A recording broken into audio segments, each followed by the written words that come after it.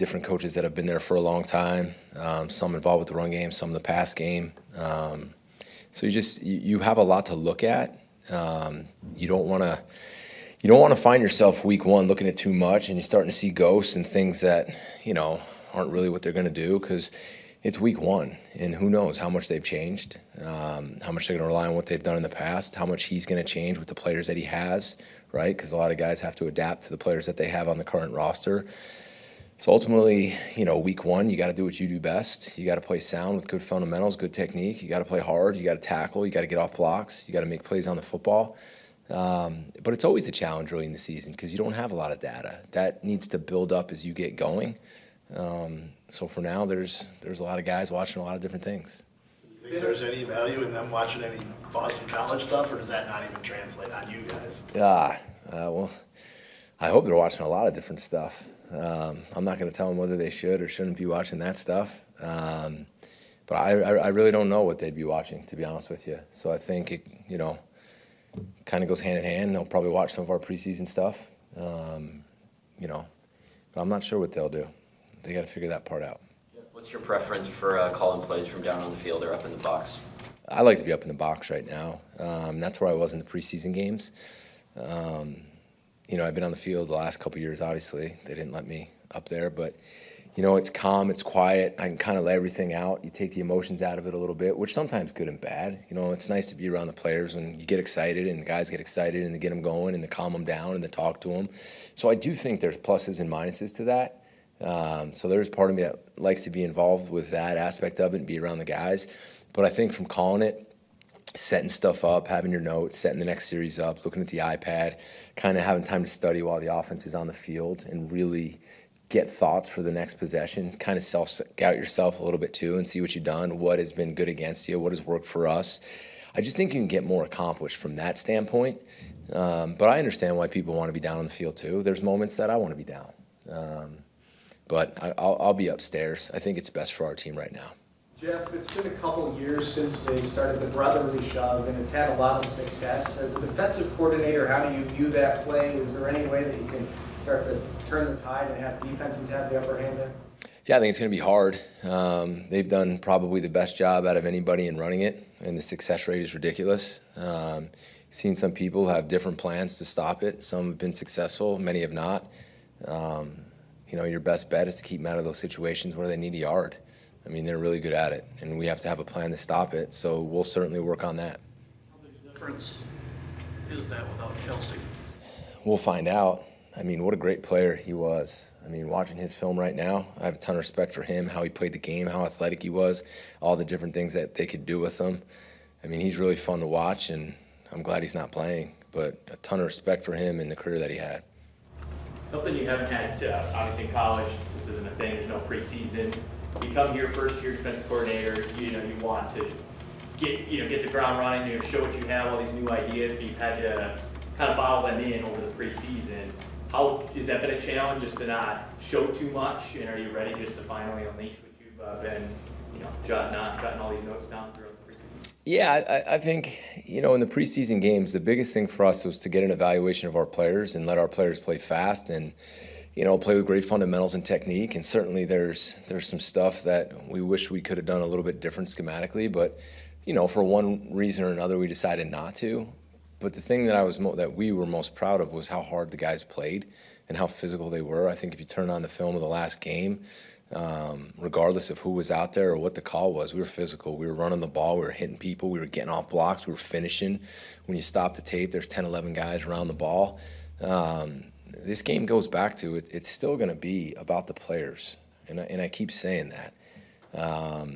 It's not always about the call and the perfect call and the exotic blitz. It's the players, and if they're running and they're hitting and they're getting off blocks and they're doing all the little things right, things are going to be good regardless of what we call. But are we excited to kind of, piece it all together and come up with our first game plan and scheme up third down and try to put ourselves in different situations? Sure. I think everybody's excited about that, and that's what we've really done in practice against a really good offense every day. So, we're excited for the challenge of the season to start. So, Jeff, along those lines, though, I think Matt joked that one of the preseason games you had 3 calls on your call sheet. Maybe he wasn't joking. Maybe that was accurate. there is clearly buy-in. Like, we all talk to the guys in the locker room, there's no denying how they're bought in. How do you know if they're really truly ready to run the stuff that you've been working on because you held things back in the joint practices and in the games? Every day we practice. Every day we practice against a really good offense with really good players. And we've done a lot more of that than we have of joint practices and preseason games. We played in 3 preseason games and we had 2 practices. We had a lot of practices against our offense every single day. So there's a lot of film. And I think now the biggest challenge for us is to figure out early in the season how much we can go into the game with, right? And then evolve and adapt as we get going. To find out what our guys, as far as volume, works best and how fast and how hard and how physical and how violent we can play and take the ball away and do all the things that we keep talking about. Now it's to find out how much we can carry in and what we need to go do our best against the Eagles.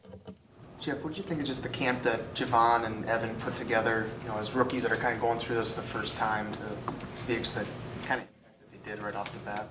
I thought they had a good camp. I thought it was solid. And I've said it before, really smart guys, very instinctive. They picked up on everything really quick. I thought Ryan Downer did a great job with those safeties. A lot of extra meeting time to get them sped up. They made a lot of plays, whether it was in the run game, the pass game. They showed us their versatility. And I think they'll just keep getting better and better. I never want to judge a guy and how he plays in the first game. We got to keep building their confidence and keep them going. But I appreciate and proud of how those guys work. They're tough, they're smart, they love football, and they show their physicality in those preseason games, which was fun to see. What's the challenge this week against that offense? I mean, it's a star-studded group of guys you got to face. Yeah, they're big up front. They got good running backs, 2 really good running backs. They got a really good receiver core with good size and speed. The tight ends are good players, and the quarterback is dynamic. I mean, that's always going to be where you look first, right? The plays that he can make, both in the pass game and with his feet, that would be the biggest challenge. Combined with, everything else they can do in the run game, and with the receiving group that they have. It's a good group, talented group. For you, you're going in your first game calling plays in the NFL. Is that exciting, nervous? What are your emotions going into it? I'm excited. You put in a lot of work, a lot of time, and it's not just me, it's really the whole staff, right? Everything that we've been working forward from the moment we got hired and we sat down, we spent a long off season together. We went through OTAs, we got through training camp, we pieced it together, what we wanted, what we liked, what we didn't like, a lot of hours of different thoughts and ideas and going through training camp and seeing what we liked against Matt, and then obviously in the limited time we had in the preseason games, and now we're in the process of piecing it all together and having a game plan. And I mean, for me, it's like this. It's just like I talk to the players, and I mean this. We're going to work really hard up until the time we kick off, and my sheet's going to be in front of me, and I'm going to let it rip. And then we're going to call it, and we're going to play fast, and we're going to be physical, and I'm not going to hesitate on the call. We're going to get it in quickly to the quay so they can look out and see what the offense is coming out in, and we can go line up and play. Once that starts, maybe I'll be a little anxious before kickoff, but we're going to work to the point where we're prepared. I trust the players, I trust the staff, and I just got to go call it, and they got to go play and execute. And I cannot wait for that to happen. Hey Jeff, I know that you're new here, but in terms of the D linemen, the D tackles especially, a lot of them are just coming back, whether it be Colby or Devontae or Kenny. How nice is it to have a grouping of guys that know how to play with each other and are excited to get that? Well, I think it's huge, and I also think there's a lot of depth. And I think Rebs and VO and Wendell have done such a good job with that group, meeting together, bringing them all together. It's their first time in a while playing in a 4-3. But the versatility we have in that group and the depth we have in that group, and you saw we kept quite a bit of defensive linemen because we do believe that's where it starts. And I think if you keep those guys fresh in the game, right, when it comes down to the key third downs and the key 2 minutes and the key red zone situations where you have to go get after the quarterback, you have those guys fresh to play. And they need to be. And I think that's where their production will come, and that's where our opportunity to make big plays will come. You guys kept 6 defensive ends. Why did you feel like it was important to have Brenton and, now I'm forgetting his name, but Mosby as well, having those 6 D ends? I think a lot of us thought maybe you'd keep 4 or 5 and have 6 in depth at that position. Yeah, I'm grateful that we kept them. If you watch them over the course of training camp and what they were able to do in the preseason games, they're talented pass rushers, and they're young. And you can't find those guys everywhere, and we need to develop them and keep them going. But if you got you got a young, talented player who can rush the quarterback and plays as fast and as hard as those two do, they deserve to be on the team. And I am really proud of them for everything they accomplished, and I'm grateful that they kept them. Jeff, you talk about letting it rip when the game arrives, and that's obviously what you want to do. With some youth at linebacker and in back end, how much of a luxury is it to have Xavier to help clean up anything that goes awry and allow you to let it rip as a play caller? Yeah, it's huge. I mean, even the last 2 days, just grabbing him with some of our thoughts and saying, hey, if you see this, I think we can do that. Or, hey, if you see this formation, maybe we should check to that. He's the guy that you can really give those to, and he'll get it done. Because what I've noticed is over the course of training camp, I could go into a practice and say, hey, if they come out in this formation, I want you to do this, and he's right on it. And he's the type of guy, he's like, Coach, just tell me the night before, and I'll get him right, and we'll be into it. But he's played a lot of football. He's got a high football IQ. He sees it really fast. He studies the game. Like, he really studies the game. So to be able to rely on a guy like that, it's like having a quarterback back there.